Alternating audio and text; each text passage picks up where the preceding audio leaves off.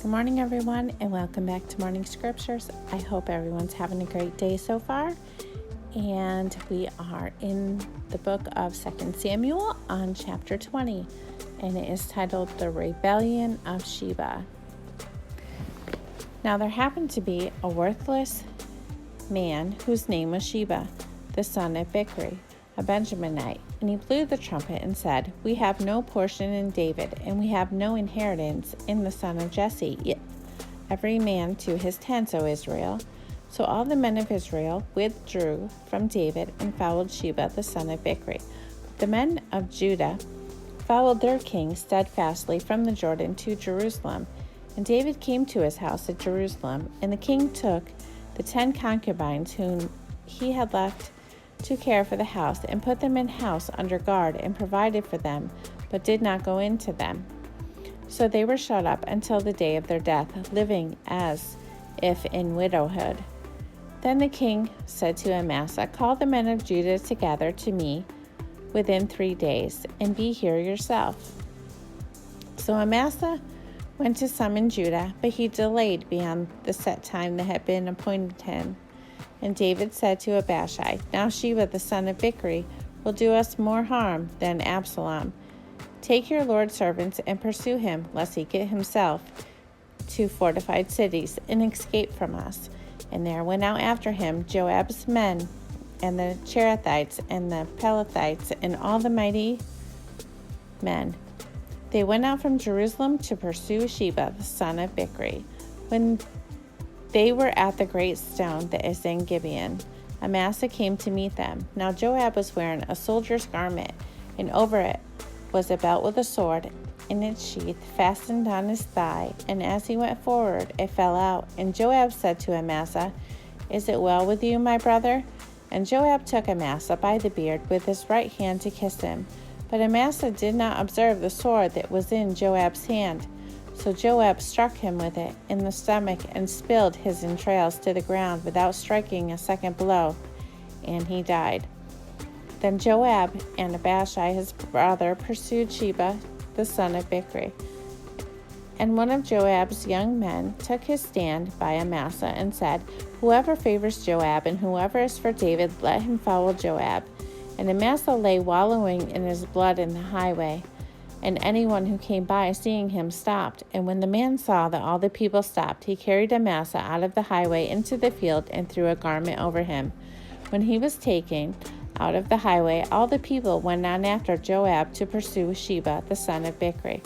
And Sheba passed through all the tribes of Israel to Abel of Beth-maach, and all the Bichrites assembled and followed him in.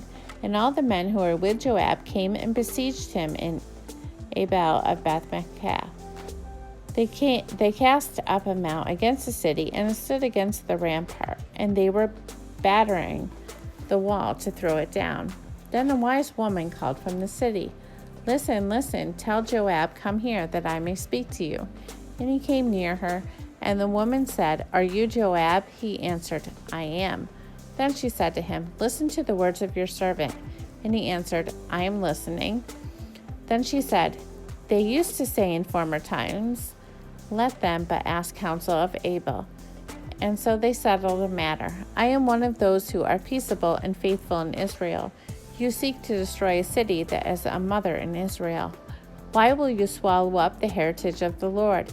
Joab answered, "Far be it from me. Far be it that I should swallow up or destroy. That is not true. But a man of the hill country of Ephraim, called Sheba the son of Bichri, has lifted up his hand against King David. Give him up alone, and I will withdraw from the city." And the woman said to Joab, "Behold, his head shall be thrown to you over the wall." Then the woman went to all the people in her wisdom, and they cut off the head of Sheba the son of Bichri and threw it out to Joab. So he blew the trumpet, and they dispersed from the city, every man to his home, and Joab returned to Jerusalem to the king. Now Joab was in command of all the army of Israel, and Benaiah the son of Jehoiada was in command of the Cherethites and the Pelethites. And Adoram was in charge of the forced labor, and Jehoshaphat the son of Alud was the recorder, and Sheva was secretary, and Zadok and Abiathar were priests, and Ira the Jerite was also David's priest. Chapter 21.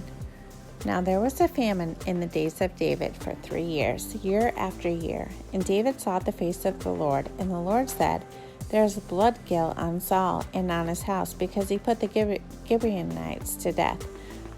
So the king called the Gibeonites and spoke to them. Now they were not of the people of Israel, but of the remnant of the Amorites. Although the people of Israel had sworn to spare them, Saul had sought to strike them down in his zeal for the people of Israel and Judah. And David said to the Gibeonites, What shall I do for you? And how shall I make atonement that you may bless the heritage of the Lord? The Gibeonites said to him, It is not a matter of silver or gold between us and Saul or his house, neither is it for us to put any man to death in Israel.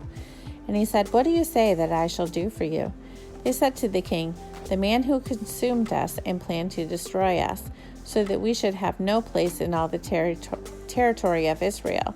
Let 7 of his sons be given to us, so that we may hang them before the Lord at Gabaa of Saul, the chosen of the Lord. And the king said, I will give them. But the king spared Meshobeth, the son of Saul's son, Jonathan, because of the oath of the Lord that was between them, between David and Jonathan, the son of Saul. The king took the 2 sons of Rizpah, the daughter of A, whom she bore to Saul, Armani and Meshobeth, the 5 sons of Merab, the daughter of Saul, whom she bore to Adriel, the son of Barzillai, the Maathite. And he gave them into the hands of the Gibeonites, and they hanged them on the mountain before the Lord, and the 7 of them perished together.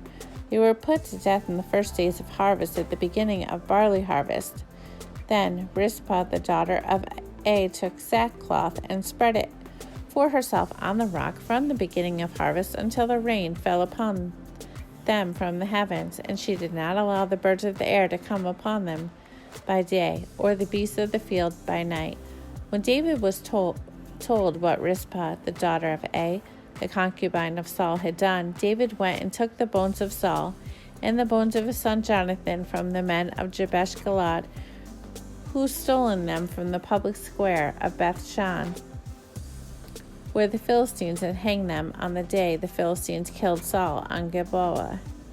And he brought up from there the bones of Saul and the bones of his son Jonathan, and they gathered the bones of those who were hanged.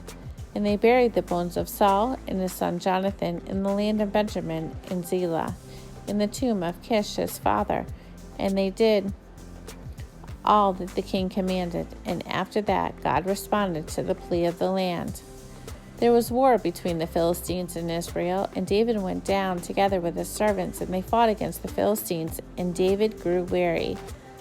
And Ishbi-benob, one of the descendants of the giants, whose spear weighed 300 shekels of bronze, and who was armed with a new sword, thought to kill David. But Abishai, the son of Zeruiah, came to his aid and attacked the Philistine and killed him.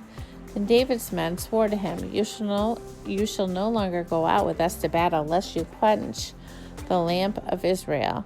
After this, there was again war with the Philistines at Gob. Then Sabaki, the Hushathite, struck down Saph, who was one of the descendants of the giants. And there was again war with the Philistines at Gob. And Elkanah, the son of Jer-orgim, the Bethlehemite, struck down Goliath the Gittite, the shaft of whose spear was like a weaver's beam. And there was again war at Gath, where there was a man of great stature, who had 6 fingers on each hand and 6 toes on each foot, 24 in number, and he also was descended from the giants. And when he taunted Israel, Jonathan, the son of Shammai, David's brother, struck him down. These 4 were descended from the giants in Gath, and they fell by the hand of David and by the hand of his servants. Chapter 22. David's Song of Deliverance. And David spoke to the Lord the words of the song on the day when the Lord delivered him from the hand of all his enemies and from the hand of Saul. He said, The Lord is my rock and my fortress and my deliverer, My God, my rock, in whom I take refuge, my shield and the horn of my salvation, my stronghold and my refuge, my Savior. You save me from violence. I call upon the Lord, who is worthy to be praised, and I am saved from my enemies. For the waves of death encompassed me. The torrents of destruction assailed me. The cords of Sheol entangled me. The snares of death confronted me. In my distress, I called upon the Lord. To my God I called. From his temple he heard my voice, and my cry came to his ears. Then the earth reeled and rocked. The foundations of the heavens trembled and quaked because he was angry. Smoke went up from his nostrils, and devouring fire from his mouth. Glowing coals flamed forth from him. He bowed the heavens and came down. Thick darkness was under his feet. He rode on a cherub and flew. He was seen on the wings of the wind. He made darkness around him his canopy, thick clouds, a gathering of water. Out of the brightness before him, coals of fire flaming forth. The Lord thundered from heaven, and the Most High uttered his voice. And he sent out arrows and scattered them, lightning and routed them. Then the channels of the sea were seen, the foundations of the world were laid bare. At the rebuke of the Lord, at the blast of the breath of his nostrils, he sent from on high. He took me, he drew me out of many waters. He rescued me from my strong enemy and from those who hated me, for they were too mighty for me. They confronted me in the day of my calamity, but the Lord was my support. He brought me out into a broad place. He rescued me because he delighted in me. The Lord dealt with me according to my righteousness, according to the cleanness of my hands. He rewarded me.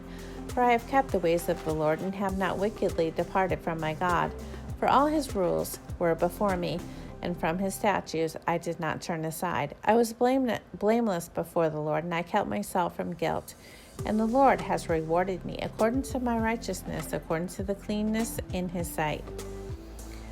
With the merciful you shall show yourself merciful. With the blameless man you show yourself blameless. With the purified you deal purely, and with the crooked you make yourself seem torturous. You save a humble people, but your eyes are on the haughty to bring them down. For you are my lamp, O Lord, and my God lightens my darkness. For by you I can run against a troop, and by my God I can leap over a wall. This God, his way is perfect. The word of the Lord proves true. He is a shield for all those who take refuge in him. For who is God but the Lord, and who is a rock except our God? This God is my strong refuge, and has made my way blameless. He made my feet like the feet of a deer, and set me secure on the heights. He trains my hands for war, so that my arms can bend a bow of bronze. You have given me the shield of your salvation, and your gentleness made me great. You gave a wide place for my steps under me, and my feet did not slip. I pursued my enemies and destroyed them, and did not turn back until they were consumed. I consumed them. I thrust them through so that they did not rise. They fell under my feet. For you equipped me with strength for the battle. You made those who rise against me sink under me. You made my enemies turn their backs to me, those who hated me, and I destroyed them. They looked, but there was none to save. They cried to the Lord, but he did not answer them. I beat them fine as the dust of the earth. I crushed them and stamped them down like the mire on the streets. You delivered me from the strife with my people. You kept me as the head of the nations. People whom I had not known served me. Foreigners came cringing to me. As soon as they heard of me, they obeyed me. Foreigners lost heart and came trembling out of their fortresses.